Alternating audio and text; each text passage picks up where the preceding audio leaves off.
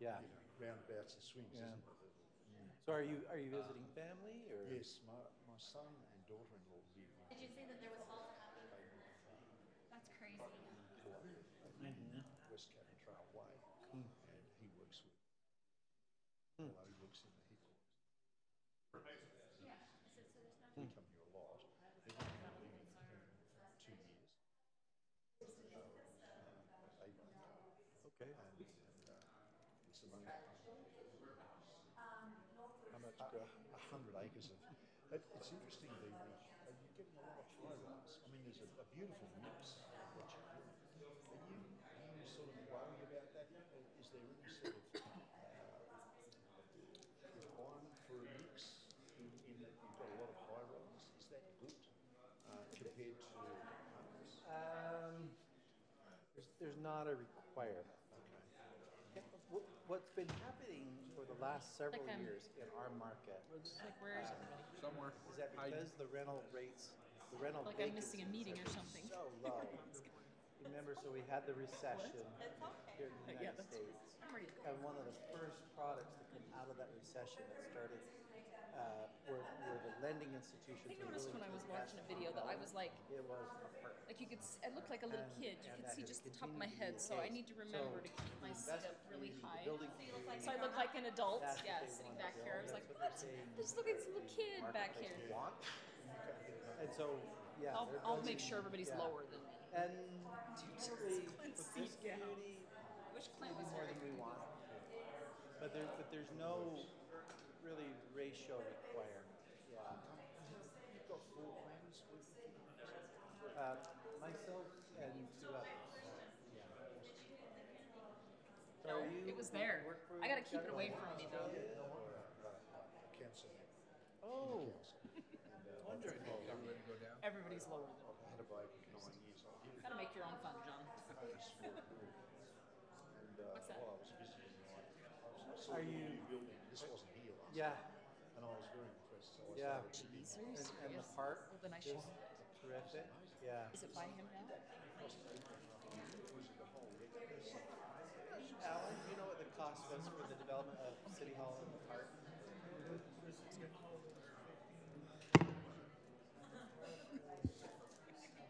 Yeah, Seven it million. said 8.5 in the when I was reading what I read about it. Yeah. Hey, last time This we was talked eight. about this, I remember it was back in. It's a beautiful building. How long were you staying? Oh, I know. But they didn't come for the Yeah, it was for the relocation. They had I mean, we've got family there, US citizens. What's that? So you're traveling elsewhere? No, first it's Austin. We've done Say, because it's been pretty quiet since Ah, but this time it's only at night, so we're just spending time. what part of Australia? East Coast, What? We're not killing Sydney area and north. We live about 100 miles But the traveling is more expensive. in Hunter Valley. That is a question for Justin. No, I'm pretty sure it is. I think Some originally that friends was what serve they an said. LDS mission in It sounds Perth. like they've Right? got Yeah, Perth's yeah. so there's a lot of volunteer efforts to make that happen. It's like, okay, and It's a bit like this one, you know, and it's do growing. put their money where their mouth is, or at least their time. And I'm in Salt Lake right But I could be wrong. and a lot of the travel infrastructure is there. Whereas a place like Sydney has a beautiful harbour, and it's got harbour infrastructure, which But no, just disrupts everything. And so travelling it's is probably a John. becoming, there's 5.5 million people there now. It's very, very It would help if I congested. get my It's agenda beautiful out. city, beaches, so I've much. started this meeting before not knowing where my agenda was. And I was like, Perth is wonderful. But I've had people who tell me they've been on the mission. computer. Like some of the All the room roughest for my parts computer. of Australia. And they said they loved it. It's just awesome. But yeah, it's great to be doing this. So you travel here every I'm few gonna be years? sweating by the No, time we're every done. year, at least once a year. This is the It's the meeting. It's the one meeting we but do. this time we're going to do it. Come on. It's okay. Stop with all this peer pressure. Stop with all the peer pressure. My mom said I didn't have to do anything I didn't want to do.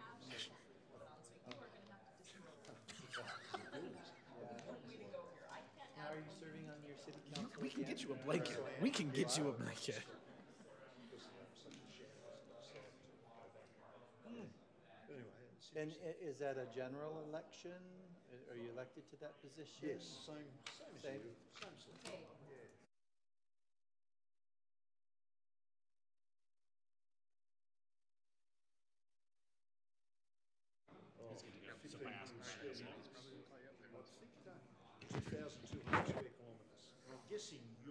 20 square miles here. And because it's All right, if we could take our seats, 200 acres or something. we'll go ahead and call the meeting to order. 2,240 square. Thank you for coming to our meeting tonight for the City Council meeting for Wednesday, August 8th, 2018. We will excuse Councilman Smith. He will not be joining us tonight. Councilman Henderson will be here with us in just a moment. To get started, we will go ahead and start with an invocation thought or reading, and that will be given by Clay Thorogood. Following which, we will have the Pledge of Allegiance will be done by Troop 697. Heavenly Father, thank you that we could all gather here today for the Herriman City Council meeting. And thank you that we could all have a safe drive. And please bless that after this meeting is finished, we could all have a safe drive home and no one will get harmed. In the name of Jesus Christ, amen.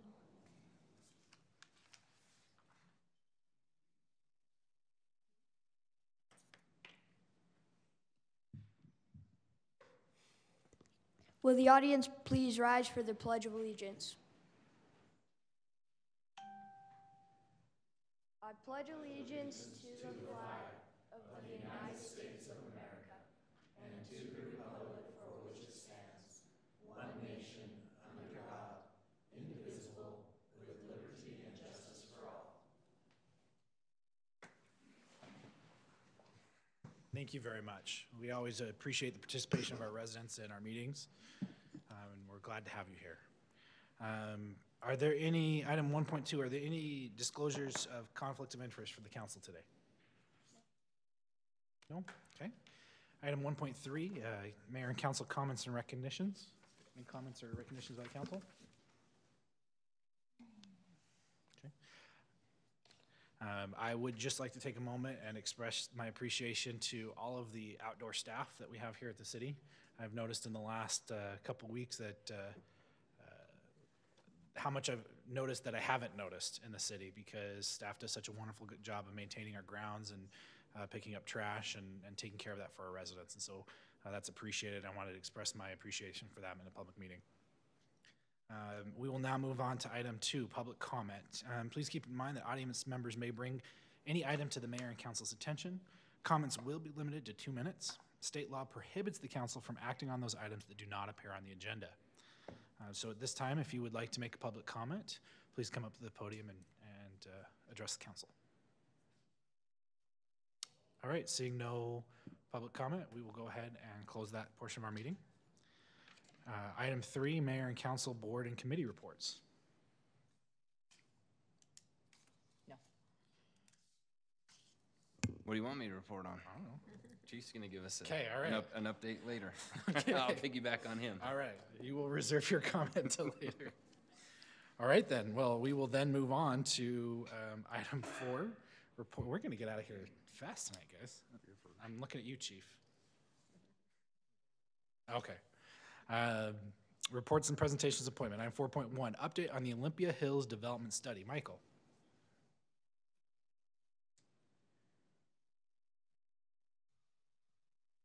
Thank you. Our consultants are now entering the room in the back, and I think they're prepared to address you. But I did want to report back. When the council had authorized staff to enter into a contract for services to study Olympia Hills, primarily focusing on what Herriman believes should be an appropriate carrying capacity or development density for that property, you also had requested that we contact South Jordan City and also Riverton City to see if they were interested in participating in this study as well. Not only as a neighbor and coordinating information, but also financially. South Jordan, I approached them and was informed that they were not interested in participating in paying for the service. The contract, as you may recall, was up to, or not to exceed, $30,000. And Riverton was taking it under advisement and has not responded yet. They thought they would respond by today's meeting, but I have not received a response formally either way. As was stated in a brief report that was included in your packets, we did enter into this contract with Bob Springmeyer and Bonneville Research. We have had 2 meetings with them and providing some data points, various studies that the city has commissioned. I know that they have obtained, of course, the proposal that the county had was entertaining before Mayor McAdams had vetoed it. And they have been reaching out to various entities doing their research. Tonight, I'm sure that they would be happy to hear if there were any specific questions or issues that you would want to bring to the attention of our consultant team. So with that, I'd be happy to turn over the microphone to them.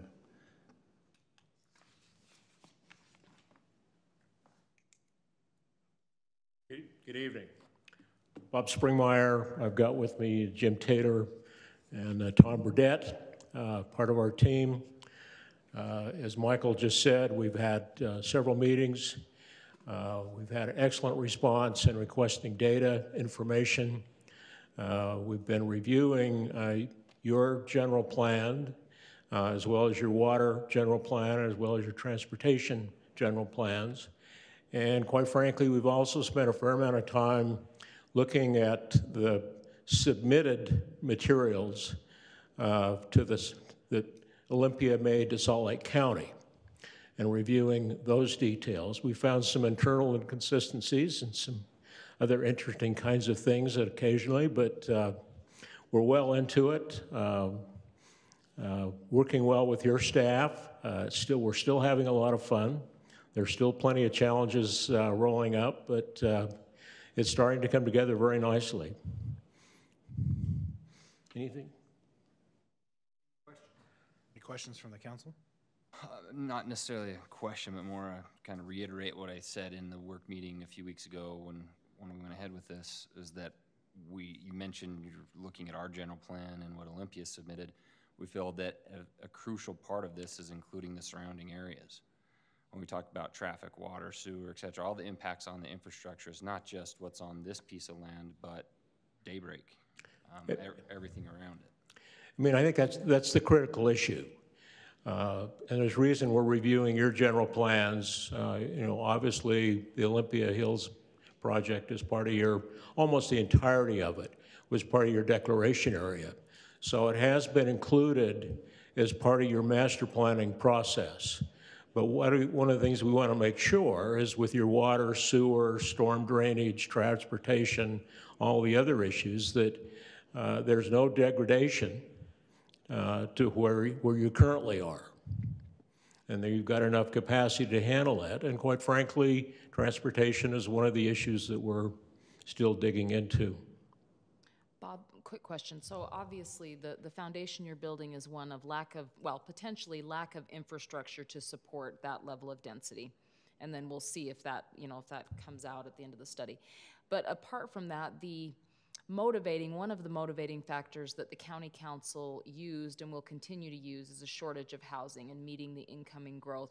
Will you plan on meeting with the Utah League of Cities and Towns, for instance, to pull in? I know that they are feverishly gathering data to show how cities are trying to accommodate growth.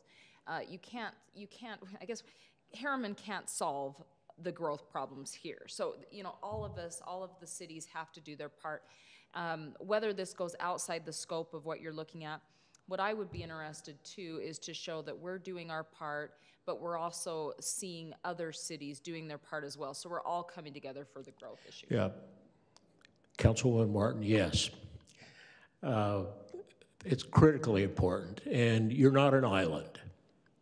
And nor is this portion of the Salt Lake Valley an island.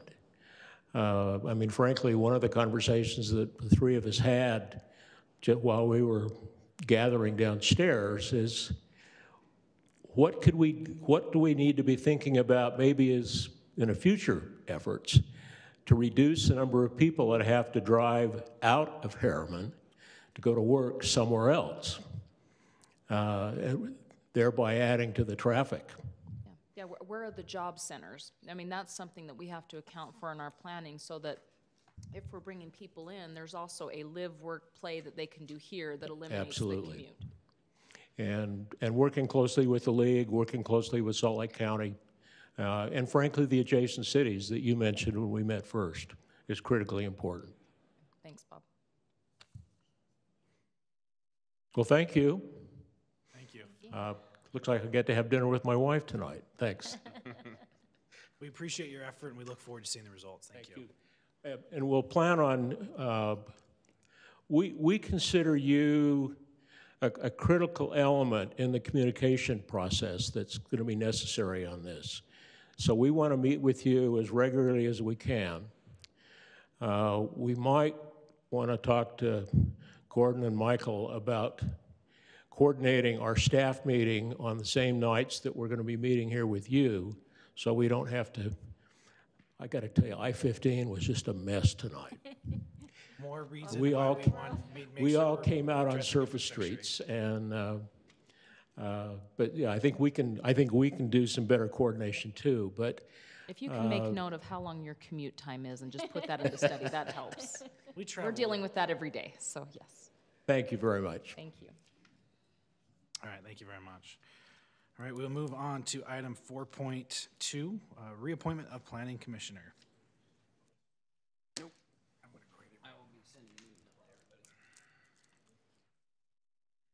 I am confident that the name that is before you for reappointment is one that is well known to the council. Adam Jacobson has certainly been a very key leader on our planning commission. When we approached him, whether or not he had interest in serving for another 3-year term, he did not hesitate. So he is happy to have his name before you being considered for reappointment as a regular member of our planning commission. Any discussion among the council? I think we all know Adam quite well, so with that, I'll accept a motion. We're happy that he's crazy enough to say yes again. Yeah. Make a motion to approve resolution number R39-2018, reappointing a member to the Planning Commission. I'll second. Okay, so we have a motion and a second. Jared? Yes. Nicole? Yes. Sherry? Yes. And I will vote yes. That motion passes. Thank you. All right. All right, item 4.3, Herriman Police Department update. Chief Carr. Thank you, Mayor and Council. And I will make it brief-ish. At the request of the UPD for presentation at their last board meeting, Councilmember Henderson and I presented to them basically a four-prong, four-category asset transition piece. What this really did is it spelled out more clearly for them what we needed and when we needed it. The first piece was officer equipment. And we have worked through that to the point where now, as an officer separates, they literally sign it off, it stays with them, comes out here, we sign it in. So right now it's working effectively. The only things we're not getting are guns, tasers, radios, and computers. For deprogramming purposes, they claim they need that. We'll see if we see those.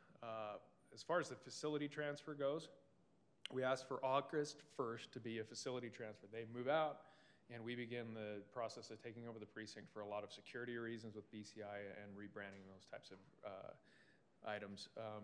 Lieutenant Lorkey was fantastic. He worked with us. It has been moved over and graciously to the mayor and council's area for the time being.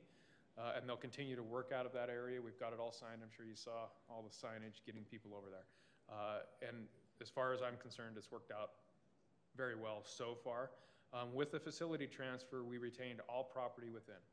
So computers, you name it, it stayed. So we're very, very good. Yes, sir. Was there a question? Sorry. He was waving. Oh, okay. All right, perfect. Now let's talk about the big one, that's fleet. Currently we have, as available, fleet transferred to us. What that means is we have 9 of the 26 vehicles we're expecting. 17 of those will come over at a later date. There were some pooled services cars that they're unwilling to release, so we're gonna have to purchase those and settle that at fund balance time. And that brings us to our fourth, which is the settlement of the fund balance. We expect that to take place for some time after the transition date of September 29th and 30th.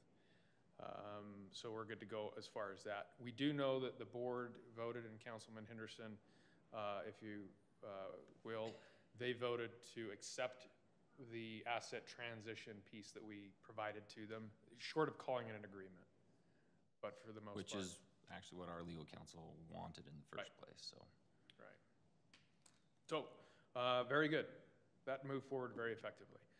Let's talk about the PD facility downstairs. We're getting out of the business of calling it a precinct. Now it's going to be the PD. It's just the short for the police department. Again, like I mentioned, it was turned over August 1st with all the assets, and we've been moved over. You're going to see some dust and those kind of things as we transition the rebranding piece of that.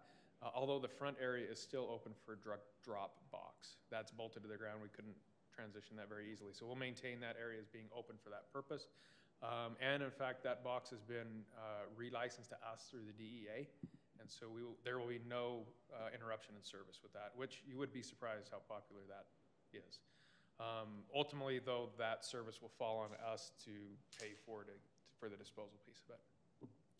Personnel, Karen Blazard, who was the UPD precinct secretary, now works for us. She started in the latter part of July as executive administrative assistant.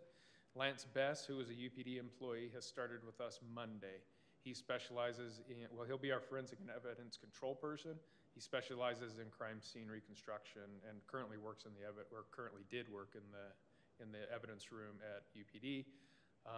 And Patsy Hall with Sandy PD will start next Monday as our grandma records specialist. And that'll be important in a minute, and I'll tell you why. Casey Davies, he is with Cottonwood Heights, and he is our new armorer. He will start September 3rd. Sergeants, again, no different. They'll start the 10th, and all the officers will start the 17th. All the job offers have been extended and accepted. We've talked before about how many sergeants applied, 47, we chose 5. The officer applicants, I don't think we briefed on that. We had about 150 applicants apply. Of those, 100 had the experience level we needed to get started. And of those, I think we interviewed 40-ish, hired 25. So we're fully staffed and up and running. We have a contingency list in case something happens with anybody we extended employment offers to. When we look at that, it looks like about 2/3 UPD and about 1/3 outside agencies. And we have outside agencies from Utah County, Orem, Provo, Cottonwood Heights, Sandy PD. A lot of those agencies that are both in Salt Lake County and Utah County were successful in gaining employment through us. Evidence storage, evidence is done. For the most part, we got some shelves to build. Other than that, we're up and running with alarm systems and control devices that we need, and the armory is completed. All right, exciting part. And Alan, I have to extend my appreciation to Alan. Beyond belief what the mountains he has moved as far as getting us up and running in RMS and dispatch. We are live with Spillman and actually interacting with that system currently. So we have a dispatch system and we have a records management system. We are good. Next week we will have radios programmed and back in our shops. We'll actually be able to get on the air next week. And what does all that mean? That means over to my left, your right, you will see a red ticking clock that Draper Fire was so kindly to stress me out with. It shows 52 hours, or 52 days, 4 hours, 42 minutes, and now 25 seconds before we go live. When we were talking earlier about Spillman working, when we start next week, all of the critical development pieces that we started with that were supposed to be done the last week of August are done. Done, 3 weeks early. So we don't expect a whole lot of interface, but to say that we came in that early is to say that this crowd over here and this crowd over here in our city all came together to make that happen. I don't even know what to say. It's an amazing piece. Brett and I were talking about it earlier. I was amazed and he wasn't. So it just goes to say exactly what we knew about this city, is we could do it all along. Let's talk about significant dates very quickly. September 27th from 5 to 7 p.m. will be our inaugural ceremony. And of course, the council, we invite you to that, to be a part of that. And September 29th into the 30th, there's been some confusion. We start the 29th. Does that mean after midnight? It's September 29th at 23:59, going into September 30th is when we'll go live. We will have an event here at the city PD, and it hopefully will have some press coverage and those kind of things that will launch our police department forever. That's it. I came in under 10 minutes, right, Wendy?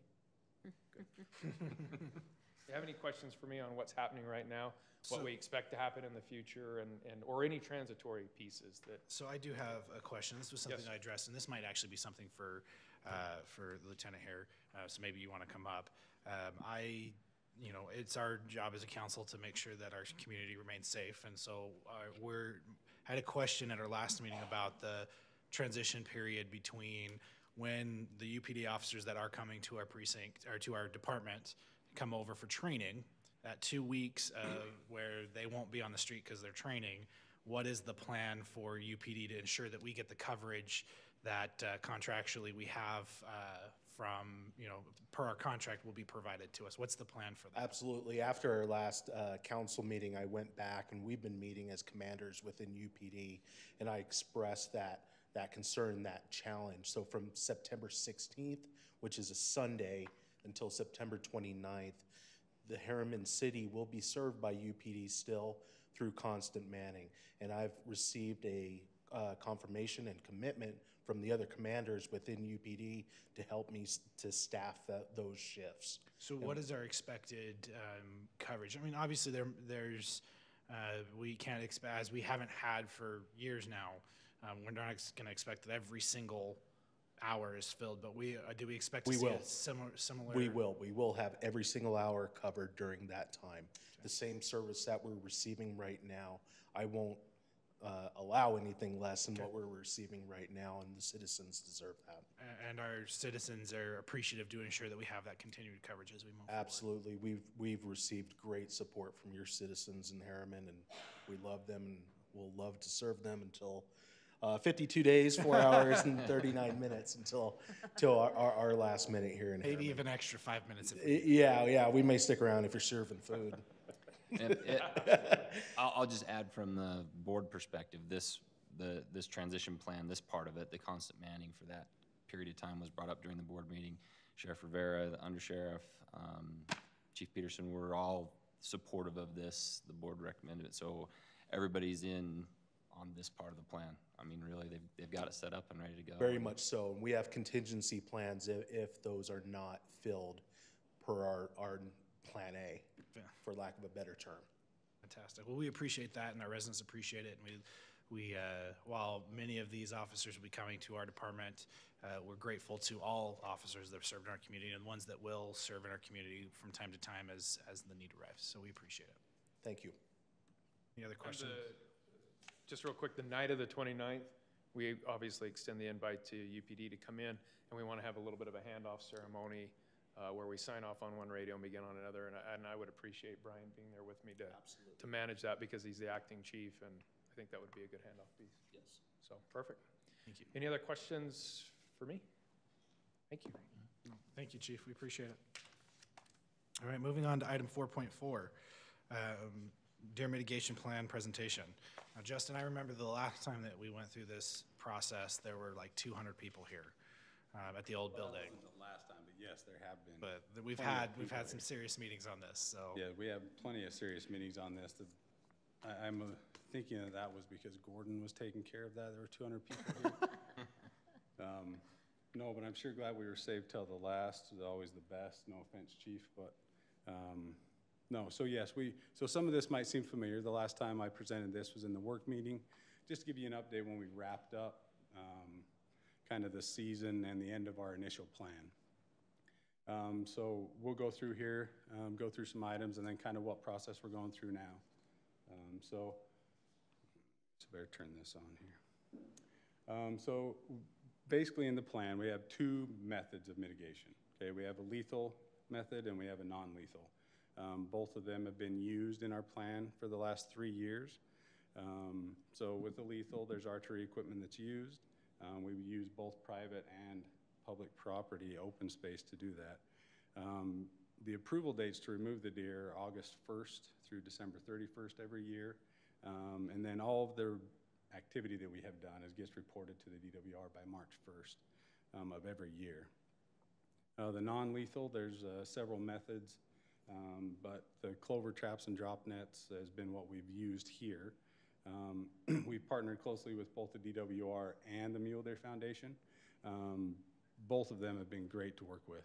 I can't say enough about both of them. The trapping occurs on both private and public property, and this can occur year-round.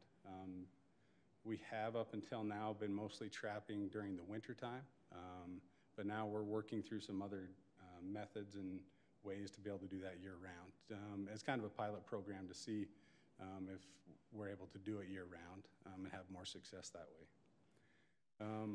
So here's some removal totals. So this program started in 2015. That year, lethally removed 47. In 16, we removed 34 and 19. So as you can see, those numbers are slowly declining there every year. The non-lethal, the trapping, we got started a little bit late on our trapping. We trapped and relocated 32 in the 15-16 year, 16-17, 83, and then this last year we removed 61. So we've removed a total of 276 deer in the past 3 years. Our goal was about 100 a year, so we're pretty close to what we were anticipating, hoping to be able to reach. So just here's some pictures of kind of the methods we've used. The drop net, as you can see there, and then on the left, and then the clover traps are on the right. So the drop net is basically done with a manned. So you set up this drop net, and then you bait it, and then you go back and someone is there watching, trying to get deer to gather and eat the bait, and then you drop the net on them. And then we have a number of volunteers, DWR staff and city staff there to help process those deer that are there. The most effective method so far has been the clover traps, where you see on the right, where we set these traps up, bait them, and then leave them, and then the next morning we come back and check them and process the deer at that time. And just here's some pictures of the transporting of those and release. Look at that beautiful home that they get. Yeah, look at that. Just, we care. Yeah, it's much better than within the homes and parks around here. So here's just to lay out some of the costs. So we contract, and we'll go through that a little bit later, with a company to do this for us. So for the 3 years, we spent roughly about $8,700 on the lethal removal and tracking and reporting of DWR, with an average cost of about $87 per deer. We removed right at 100 deer over the 3 years with that. The non-lethal, the cost has been, as you can see there, just over $28,000.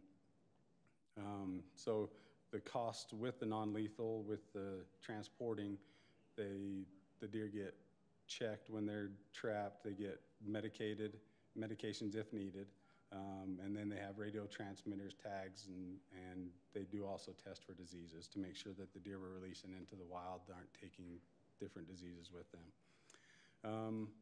So the clover traps that you saw were actually built by city staff.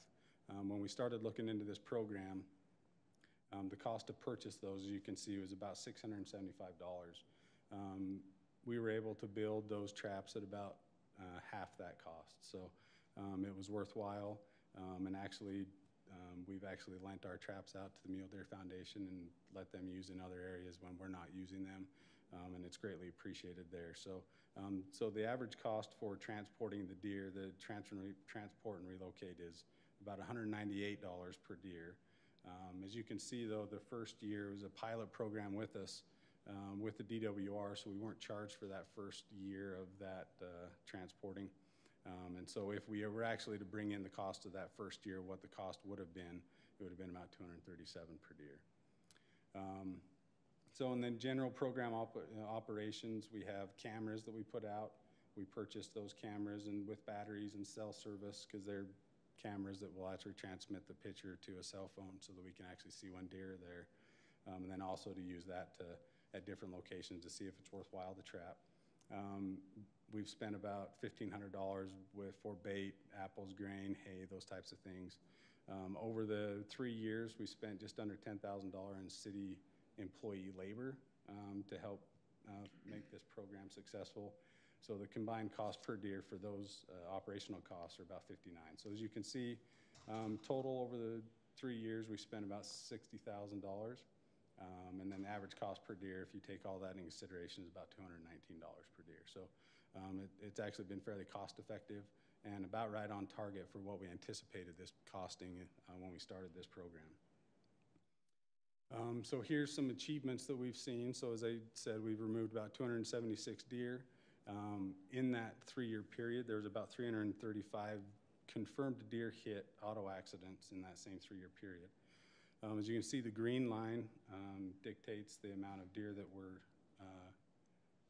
confirmed deer auto collisions. And then the orange or yellow line there, as you can see, are the deer removed. So as you can see, there was a little bit of spike in 16, not sure why. I think we had a hard winter that year. So that may have been the reason we had an increase. But as you can see, our auto deer accidents have declined greatly. And so has the capture rate and the removal rate. So I think what that's telling us is the program is working quite well. So as we go into the steps moving forward, we have to go through a process to get what's called the certificate of registration through the DWR or the Corps. And as part of that core, we need to have this public meeting that we're having now to present the plan to the council and the public. We need to allow the public to have time to make comment on this plan. And so that if we do receive valid comments back, that we can try and work that into the plan or adjust the plan to accommodate that. With the exception of some updated costs that we'll go through here briefly, and the deer numbers and dates of the program, the plan has basically went unchanged. It's worked fairly well. So we're adjusting the dates in there to adjust the years that we're going to be doing this process.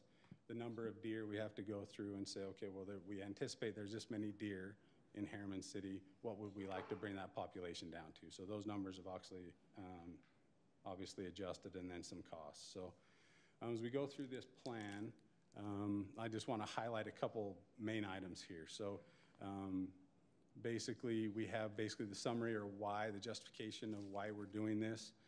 It was intended to the main reason is public safety. There were a lot of deer hit on our roads, which caused a lot of damage to vehicles and obviously safety concerns. That was the number one when this program started. We obviously have some damage to private and public property, and then also the health of deer herds. Having large numbers of deer mixed in with residential areas, it does not go well. So, and then going into the different management actions. We have the lethal removal. We've contracted Humphrey Archery to do that for us, and they've done an excellent job. They actually do it for a number of other cities in the state, and they do an excellent job. They work really well with the DWR, make sure they're following their rules and laws. As we go through here, we also have the locations and time periods for deer removal. We went through that a little bit. So the DWR sets the dates in which we can do certain lethal removals, and when the reporting has to be done. They dictate what type of equipment can be used to remove the deer lethally. They also talk about when they can be removed. They have to be done within and follow the same hunting regulations, as far as you can't do it before a half hour before sunup or a half hour after sundown. So the lethal method of take, so they do allow us to use firearms, but the council chose that would not be a safe way to do that. So in this plan, we actually dictate that only archery tackle can be used. And then we go through, we actually have, with the Corps, it allows the city to print actual tags. Every deer that's removed has to be tagged so that it can be tracked through the DWR's process. Those tags then get referred back to the DWR on that March 1st date, so they know the numbers we took, the sex of the animal, and those types of things. And then the carcass removal, obviously all evidence of the deer must be removed from the property, no matter where it's taken, whether it be public or private property. And then this year is something new. All of the deer that are taken lethally also have to be checked for chronic wasting disease. That wasn't something that was mandated before, which will work closely with the DWR to make sure that's done properly. Moving into the live capture and relocation, like we talked about, we use clover traps, we've used drop nets, and then the transportation of the deer goes through. So this is where the Mule Deer Foundation has been a great partner. They have volunteers that do this, so that there's no out-of-pocket to the city when those volunteers come in and do this. So it's been a great process working with them. It also calls out a minimum standard for how many people need to be there. when we do this trap and relocate process. So we have a minimum of 2 employees that are there. Then we have, however, not many number of volunteers, and then at least 1 DWR staff there to make sure the testing and the medication is administered. Trap locations. Anytime we go on private property, we have to get, obviously, permission. So we receive written permission from that private property owner. And then we work with the DWR to make sure the trapping locations are sufficient for the trapping and relocation, to make sure we have enough room, that the deer won't be injured and those types of things when we're transporting them. Then we also have the tagging requirements. The adult deer will receive the radio transmitter that we talked about, and that's important to make sure when we do the chronic waste and disease testing that if they do come back positive, the DWR can go and find that animal and remove it, so that the disease isn't spread. Then also all the deer receive a metal ear tag. So there's also other things in the plan that mandate that the deer must be processed in a timely manner. DWR employees will monitor the health of the animal. When I've been out there, it's been very impressive to see.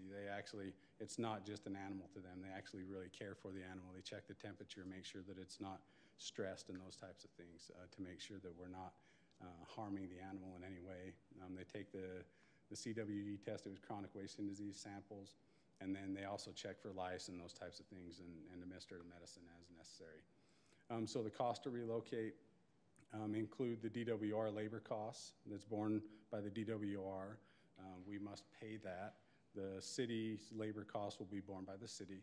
And then the radio transmitters and those types of things are supplied by the DWR, but we have to pay for those as well. That's part of the cost that we talked about. Then the medications and those types of things. We have some not to exceed costs in there. And then Herriman City, we also bear the cost of any transportation, but like I said, the Mule Deer Foundation and the volunteers have been great.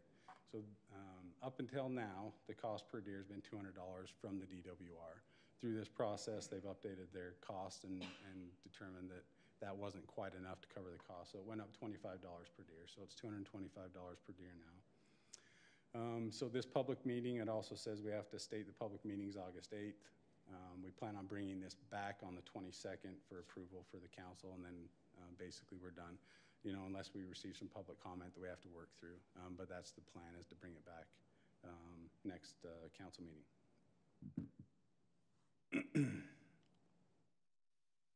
So I just really quick wanted to share some appreciation, and then I have a couple DWR gentlemen here that I'd like to bring up and talk about the program a little bit and then answer any of your questions. But like I said, they've been a great partner. The DWR's been great. We wouldn't have been able to do it without them. They've been very flexible to help us achieve our goal. The Mule Deer Foundation, like I've alluded to, they've spent many hours out here helping us set traps, transporting. They're out here when we trap the deer and actually do a lot of the work. And just a little bit about that. So all the deer that were caught here and transported were done by volunteers, and that means there was over 800 hours of volunteer hours from the Mule Deer Foundation through this process. All of the fuel, the trucks, the trailers, and all of that was donated. And it's about 250 miles round trip to transport these animals. So it's a huge volunteer effort, and I can't imagine what the cost would be if we were having to pay for all of that. Humphrey's Archery has been a great partner. Like I said, there's been hundreds of hours setting in a blind, waiting for deer to come, and those types of things. And there's been many times where they've sat there for 3 or 4 hours and went home empty-handed. And these people are coming and they have lives and they're doing it. The particular gentleman we work with, he's awesome. He works really well with the private property owners, respects their wishes and those things really well. We've had 0 complaints. And then I also wanted to express some appreciation to the employees we have. In particular, Luke Sieverts and Austin Crane, they've taken this kind of under their wing. During the process and the season, I really am not involved that much. Those two take great pride in what they do, and they've also volunteered a lot of their time after hours because they believe in what we're doing. And so with that, I'd like to bring up Wes Alexander and Rod Nilsson from the DWR. They'll talk a little bit, like I said, about the program around the state, and then also answer any questions that you might have.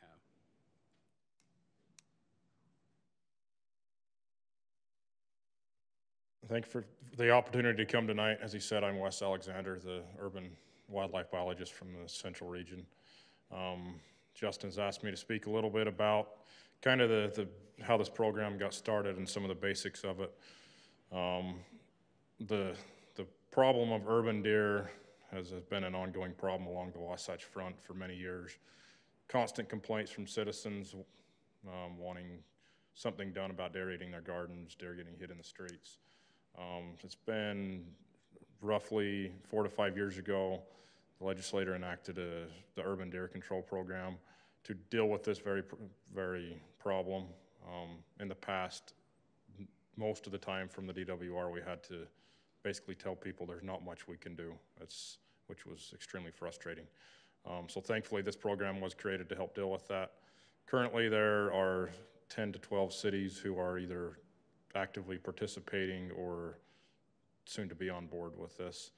It appears, again, early. There's other factors that go into it, mild winters and things, but certainly here in Herriman, it noticed the spike. The numbers seem to be going down. It appears to be very successful. Ideally, the program, that is exactly how is designed to work. You'd hope it's something that the numbers would tail off, that you could kind of go into a maintenance mode where you're not near as involved. Eventually, and I think we may be nearing that. Certainly, there needs to be involvement, or the numbers could spike again. That's kind of where we sit with that. I don't know if any questions anyone might have. I'd be more than happy to answer them. I actually have a question. You're relocating them. What's the percentage successfully relocated? What's the mortality rate? So we just recently, one of our employees created or finished a 2-year study on this very thing. Again, it can be tough to come up with exact numbers on these.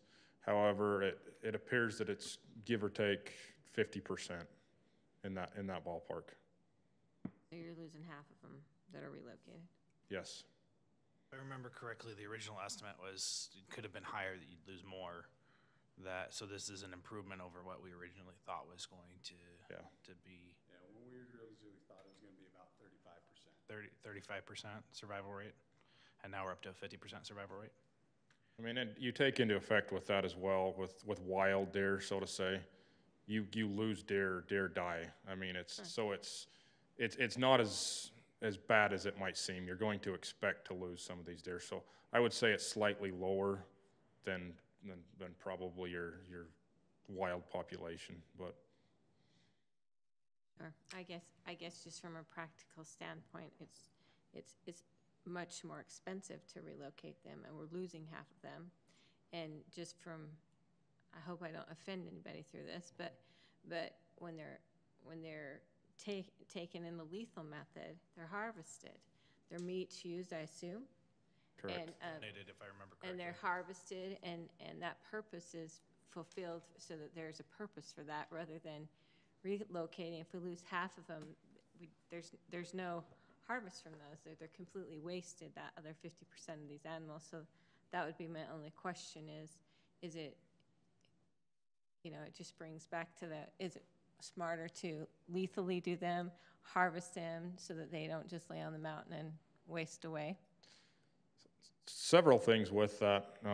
One, we have had, bucks and does are relocated. Generally speaking, does are not harvested in the wild, so those animals are not going to be harvested. However, we have had a number of antlered animals that in turn are harvested by the public on hunts. Two, with that, the design of this program was, again, the lethal and non-lethal method. That is ultimately left up to the city to choose what they would like to do. Some cities are only doing lethal removal. There's a lot of citizens that feel strongly one way or the other there. Sure. The non-lethal method is to try to give people who might not be okay with with lethal removal an option there as well. Justin, on that note, it's my understanding that we use the non-lethal trapping particularly in highly populated areas where hunting may not be appropriate. Yeah. Would you accredit that as to part of the reasons why we haven't had a single complaint over 3 years in regards to this program? Yeah, I think that's part of it, and that's the exact reason that when we started this program, that we wanted to have the option to do both. Because there are a lot of areas that we've done trapping in people's backyards. Just because the deer come down into people's yards and those types of things, and obviously that creates a hazard for those people. I mean, there's been people I've talked to that said that fawns are being born in their backyard. Sure. What that means is they're gonna stay there. And so yes, that's the exact reason that we wanted the opportunity to use both methods, is because all areas aren't conducive to hunting. Well, and I just don't see the benefit of taking Bambi in a lethal manner. So if it's a fawn, you know, I can see the argument of saying, let's not do that in someone's backyard. Right. Yeah, for sure. I would add to that as well, as he mentioned in this, that we're continually striving to do what we can to increase that survivability. A lot of that is out of our hands. However, we're doing what we can to affect that. I mean, again, year-round removal. Winter months are tough on animals. Sure. If we can put them, it's again early on that, but it's little things that hopefully down the road can make a difference. Again, we try to. We've put more collars out recently. There's little things that we're doing to try to help with that. So that is a priority, to try to have as much survivability as we can. Yeah, that would be my question, is what's causing your mortality rate to be at 50%? I'm glad you relocate them. You can relocate them in the basin all you want because there's no deer left out there. But so there's definitely areas that they could be relocated to, but what's causing your mortality rate to be high? So anyway, there's not necessarily all for this conversation here, but some of those questions would be nice to know in the future. Well, and maybe just put it in perspective to the 50% versus just the normal mortality rate. Yeah. Correct. Do you know what that number is? It's, depending on the year, for adult deer, it's 70 to 80% per year. Again, winter takes into, those numbers can vary greatly year to year. It's around that ballpark. 80% mortality? Or no, survivability. Sorry. So it's definitely higher on the relocated deer. Thank you. I'll follow up with Justin and get some more of my questions like that. I was just curious about those things more than anything. I'll just catch you guys afterwards, find out why I didn't draw a tag this year. Me too. No, we appreciate all the efforts made by the department, and we're grateful for it. Thank you for your efforts. Thank you. Thanks. Thank you. Justin, real quick before you walk away, you'd mentioned that part of the core requires that we have public comment. Well, just a public meeting. Just a public meeting. Just a public meeting to present the plan. But we do not need to have public comment in the public meeting. They just need to have an opportunity to provide comment. They just have an opportunity to read it and then be able to respond. And so we're going to wait 2 weeks to see if we can get a response. So to inform any public that might be watching, maybe online through herriman.org, if they would like to make comment, the best way to do that is to call into the city. They can email. We have several emails on our website. They can just contact us. So just contact the city directly, and they can put them in touch with the right place. Yeah, that would be with me. Yeah. Okay. Thank you very much. All right, moving on. We will move on to item 5.1, public hearing and consideration of a resolution amending the 2018-2019 Herriman City fiscal budget. Alan Ray.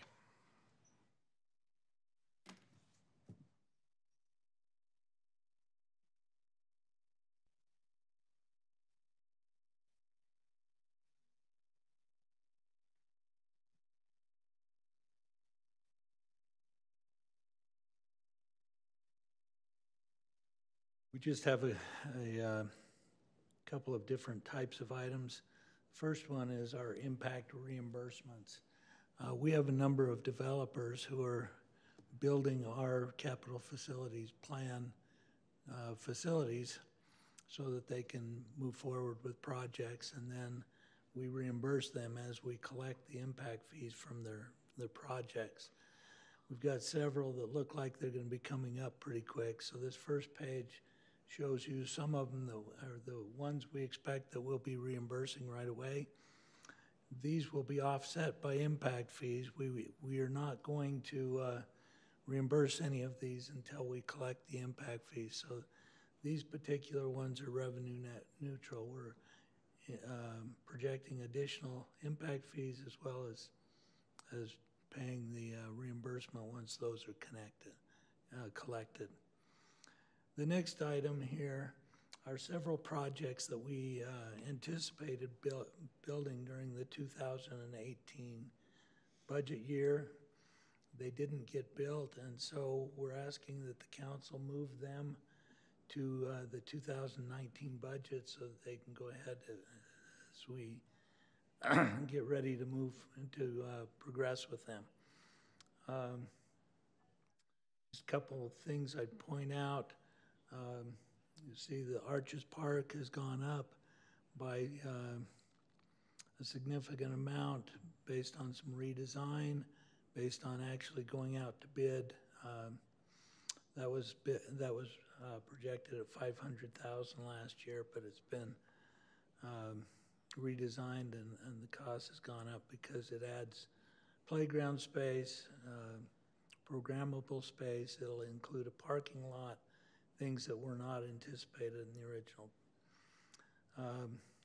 We also received from the developer $40,000 towards the Shoshone Pond.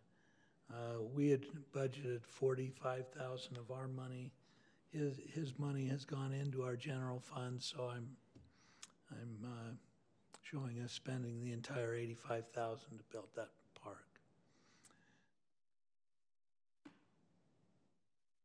This is a public hearing item, so we'd like to allow the public hearing, and then we'd appreciate the council taking action on it. Okay. We will move on at this time to the public comment from a section of the meeting. If you would like to make comment on this particular item, please come up to the podium and do so now. Seeing none, I will accept a motion to close the public hearing. Make a motion to close the public hearing. Second. A motion and a second. All in favor? Aye. Aye. Yes. That passes. Discussion among the council. I know what you want to say. Why don't you go ahead? Else No, go for it, Jared. So we had a discussion about this in our work meeting. My comments are really about the Arches Park. They were in last year's budget for $500,000. We discussed the increase, and my desire was to push this one out of this amendment so that we could see the difference between the old plan and the new plan. 150% increase is quite a lot to, and I hate to put it this way, but from a council point of view, to kind of rubber stamp, I think for transparency for the public, we need to do our due diligence and know why we're spending that much extra money compared to what it was a few months ago. So might I ask, Wendy, would you mind just maybe giving us a little bit of background on this park for the public record as we're having conversations, and this is the item that would be helpful to me. So Arches Park is a 2.5 acre park that's located in the Anthem development. It has been vacant for some time. There are already homes in that area. The residents are very anxious for this park to happen. They've been told they're getting a park for a long time. Originally, we started talking about this park probably 18 months ago when I first started here, maybe even 2 years ago. At that time, it was not anticipated to be a unique park. And over the planning and development stage that we've gone through with engineering and Blue Line Design, who did the plan for the park, we came up with some really unique concepts that will really draw people to the park.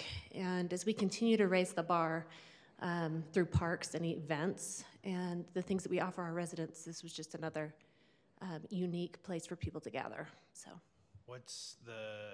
This is considered a regional park, so it's generally designed to serve people within what distance? This one is a community park, and it's 1 per 1,000 residential homes. Mm-hmm. Okay. So since our work meeting, I know we've been sent a copy of some of the information as to the design and the guidelines on this park. One of the costs that we talked about in the work meeting was the ground cover. Can you? The playground and the soft surface. Yeah, will you talk about that a little bit? Those are probably the biggest significant chunk of change. In the plan, you've seen the big bid tabulation that came with it, and see that it's $400,000 to $450,000, depending on what you're looking at. With this particular service, I heard somebody made a comment that this makes it an ADA accessible park. Is that correct? Yes, it's similar to the surface that we have here in Crane Park. So instead of the mulch, you have a surface that's able to be. So this would be the second park then in the city that would be considered ADA accessible? We have a few other ones. But so it's generally been our practice to try to make parks of this nature in that manner. Absolutely, yes. This park also has an additional amenity and a slackline course, which is very unique to this area. Some hammock areas, which also has some art features built into them. They're not just poles, they actually have designs in them. And then, as you mentioned, the open green space for active play. How much programmable space will be just one soccer field? Is that what we're looking at? Yeah, it'll fit about a 10U team, soccer team. A 10 team? 10U. One 10U team. Okay. Right. I wanted to add just... For those of you that don't have that lingo down, that's 9v9. I'm not like a 75 by 40 field. Thank you, appreciate that. I wanted to just add a quick comment to this. Before Wendy showed up, we kind of estimated this park based upon the way we did parks. Basically, we'd put in a $30,000 playground facility, do grass everywhere, no parking lot, and we came up with $500,000. Wendy came in with a vision and said, hey, we don't have kids going to our parks. We need to make these things really a wonderful place for people to go. And so instead of that original bid, $500,000 to put, you know, all of a sudden we have a place that's really quite unique that kids are going to use like they do our park here. So that is the vision that changed over the last 2 years when we had that original number of $500,000 for this park. And to be clear, I'm not saying we don't want to do it. I'm just saying, at least in my mind, I don't want to speak for anybody else to be financially responsible. I just want to see the difference between the old plan and the new plan, and be able to look because this is in my neighborhood. We need parks out in that area. We've been starved for them for a long time. I just want to make sure I can answer those questions effectively. Me too, and this is $750,000 worth of cool, because it's $500,000 for that, and so this is $750,000 worth of cool.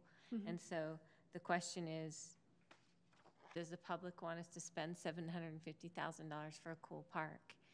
And quite frankly, tonight is the public hearing, but I don't really think that the public has had a chance to fully understand that we want to approve a budget amendment for $750,000 of a cool park. Now, the good point that you pointed out in the work meeting is that this has all been brought in by impact fees, park impact fees for this area. So it's not like we're just taking money out of the general fund or anything like that to provide that. This is money that's been brought in by that area. So specifically for parks. So that helps to justify that expenditure for sure. But I do agree that I think that it's important for the public to thoroughly understand that that's what we're approving, and I don't believe that they know that.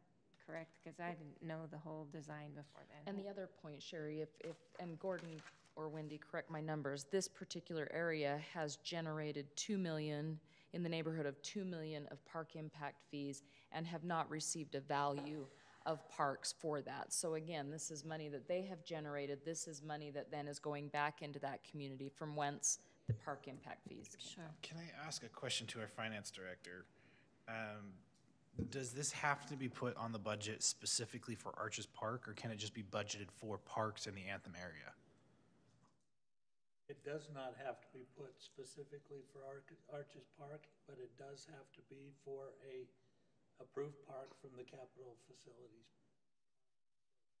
So, So we can't It's make it a little bit more broad so that it could So you include. can make it broader, but it would still have to be used for an approved park. So to allow us to move this item forward, instead of, maybe we might have the opportunity to make a slight change that would allow us to be a little bit more broad and still have some, because it has to be used for a park, for basically for a park in this area. Yeah. And so is there a way we can adjust the amendments, so that we can make sure that we're accommodating the concerns of the council, but also allowing, the staff to move forward with other items that are on the budget change? Well, it could be something like a capital facilities park in the Anthem neighborhood or something like that. Personally, I'd prefer to just bring it back in 2 weeks when we've had a chance to look it over. Because that's just the only place in the Anthem development for the park, is Right. Arches Park, right? Maybe to address Councilman Henderson's concern, a thought would be you could approve the budget amendment, but hold the Anthem Park subject to approval later. Otherwise, we have to notice for another public hearing to fund the funding. As my follow-up question is, can we approve everything but that? Is there a way to do a placeholder for that item? Once you approve tonight, the hearing's over, and then we have to renotice for a new public hearing if you decided to give it funding. So a thought would be is you can approve the funding tonight, but then direct staff not to award a contract until you're comfortable, or you could say the money doesn't get spent till you approve. You can direct us not to award the contract, and we can't award it until you give it to us. Essentially, we're approving a ceiling, which is not to say that the cost can't come down if, in fact, the council directs as such. So or this you is say cancel the project and we never can spend it. So you have complete flexibility, and the money is park money, so it can't go for anything else, and you just redirect it to something else at a later date. Otherwise, we go through another hearing, and we're probably sometime in September before we can, and at that time, we have to throw out all the bids and rebid the project. But to meet Council Member Henderson's concern, we could approve the amendment and then add the caveat that the council wants to study this further and decide on a final cost before the staff is directed to move forward. Absolutely. Park can't move forward until. Yeah, I'm totally okay with that, because I just think it's important for people to have a time for feedback. I think we all agree with that. Alan wants me to do a Look minimum at of Jackie, budget and I see the amendments. look on her eyes.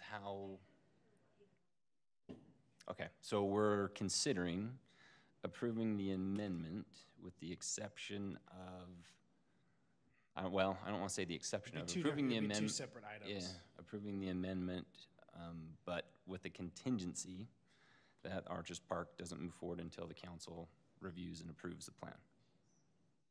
Is that acceptable? That's good with me.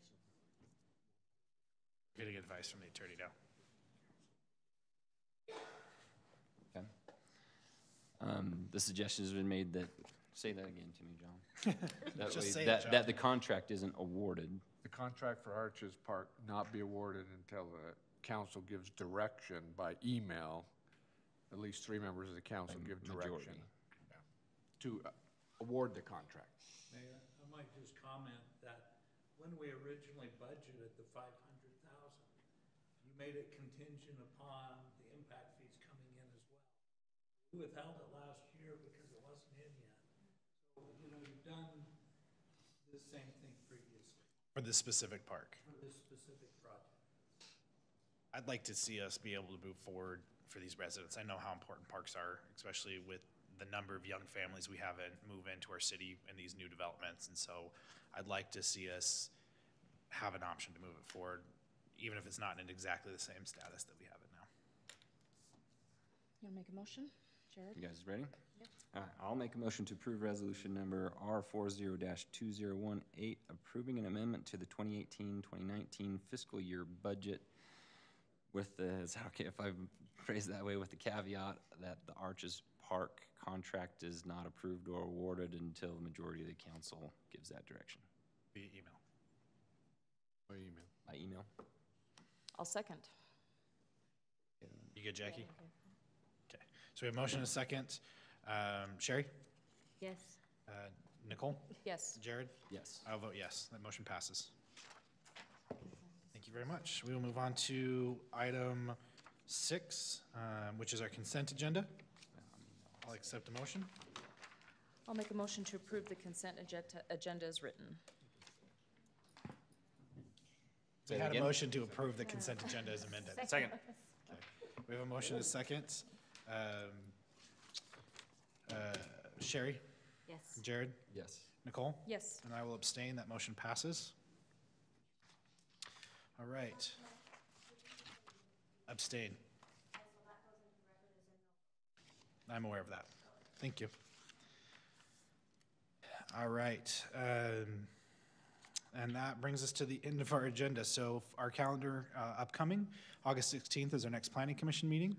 August 22nd is our next work meeting and City Council meeting, which the City Council meeting starts at 7 p.m. The work meeting starts at 5 p.m. And then we will have a joint City Council Planning Commission meeting at 6 p.m. on August 30th. Our upcoming events, we do have the Enduro Challenge. The practice session is this Friday. The actual Enduro Challenge main event will be Saturday at 6 p.m. And then we also have the Herriman Hula coming up at Crane Park at 6:30 p.m. on August 20th. With that, I will accept a motion to adjourn. Wait, don't we have shouldn't we maybe announce that we have that truth and taxation meeting too on August 16th? We have a Truth and Taxation meeting on August 16th, is that correct? 6 p.m. 6 p.m. So we will announce that as well. No, I appreciate that additional. I will accept a motion. So moved. So moved. Second. All those in favor? Aye. Aye. We are adjourned. Thank you for coming. We appreciate your time.